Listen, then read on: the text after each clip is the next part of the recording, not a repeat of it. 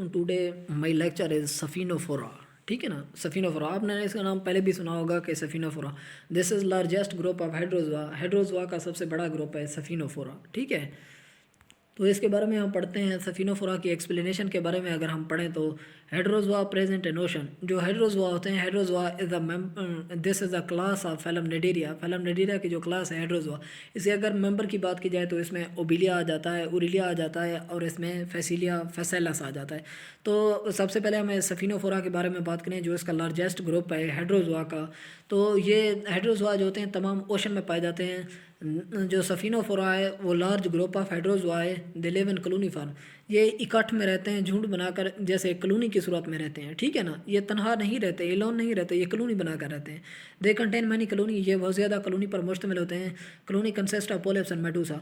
जो एक कॉलोनी होती है, ठीक है ना, डिफरेंट कॉलोनी होती है, बहुत ज़्यादा कॉलोनी होती है। एक कॉलोनी में जो होती है, एक इनकी बॉडी जो होती है वो फाइलम नेटेरिया की, जो अगर बॉडी की बात करें, इनकी टू टाइप्स ऑफ बॉडी होती है। एक होती है पोलिप्स और दूसरा होती है मेडूसा। तो अगर बहुत सी कॉलोनी है, लेकिन एक जो कॉलोनी है उसमें मुश्तरक इसकी बॉडी फार्म होगी। एक तो या तो पोलिप होगी या मेडूसा होगी। ठीक है ना, सम जो पोलिप्स होते हैं उन्हें डेक्टाइलोजाइड कहा जाता है। सम पोलिप्स आर पोलिप्स कॉल्ड डेक्टाइलोजाइड। डेक्टाइलोजाइड के बारे में बात करेंगे। डेक्टाइलोजाइड क्या है?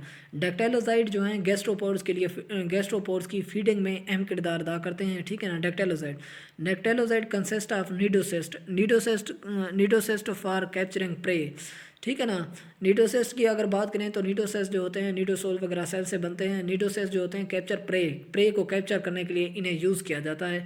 अगर ये एमसीक्यूज़ के तौर पर आपसे पूछा जा सकता है, नेमेटोसिस्ट एक्सिस्टेंस का मतलब नेमेटोसिस्ट सबसे पहले कहाँ पर बने, ठीक है ना, पाए जाते हैं, तो ज़ाहिर हुए या किसी भी बारे में आपसे पूछा जा सकता है इस एमसीक्यूज़ के तौर पर। Nematocyst existence found in dactylozooid. तो डेक्टाइलोजाइड में सबसे पहले नेमेटोसिस की एक्सिस्टेंस हुई। फसीलिया फसेलस के बारे में मैं आपको इंटरेस्टिंग फैक्ट्स बताता हूँ। फसीलिया फसेलस जैसे प्रोड्यूजस मैन ऑफ वार कहा जाता है। इसे प्रोड्यूजस मैन ऑफ वार क्यों कहा जाता है? प्रोड्यूजस मैन ऑफ वार का मतलब होता है पुर्तगाली फ़ौजी की जो हेलमेट होती है, टोपी होती है, जो एक सोल्जर की, तो उसी तरह दिखाई देते हैं। क्योंकि इसका जो आप देखें ना, इसकी जो टोपी आप देखें ना, ये जिस तरह आप इसके स्ट्रक्चर को देखें ना, ब्लू स्ट्रक्चर इसका देखें तो इसकी जस्ट एक कैप लाइक इसकी जो अपर स्ट्रक्चर होता है वही सिर्फ दिखाई देता है, बाकी स्ट्रक्चर तो पानी में रहता है। इसलिए इसे प्रोड्यूजस मैन ऑफ वार कहा जाता है। पुर्तगाली फ़ौजी की जो हेलमेट होती है, कवरिंग जो प्रोटेक्टिव हेलमेट होती है, टोपी होती है, तो उसी की तरह इसका स्ट्रक्चर दिखाई देता है। अगर देखा जाए तो ये बहुत ज़्यादा लार्ज होते हैं, बड़े बड़े होते हैं। ये कॉलोनी की शक्ल में रहते हैं।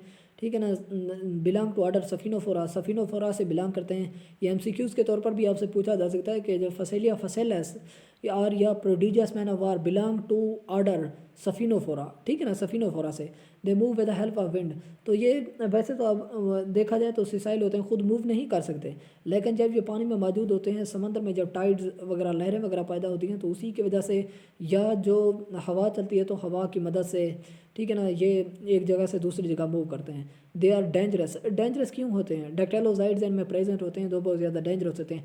अगर स्विमर्स वगैरह या कोई एनीवन कोई भी चीज़ इसे अगर टच करे तो ये डेक्टाइलोजाइड बहुत ज़्यादा डेंजरस होती है, इनमें विनोम जहर वगैरह होती है, तो इसके ज़रिए से ये बहुत ज़्यादा ख़तरनाक होते हैं और नुकसान पहुँचा सकते हैं।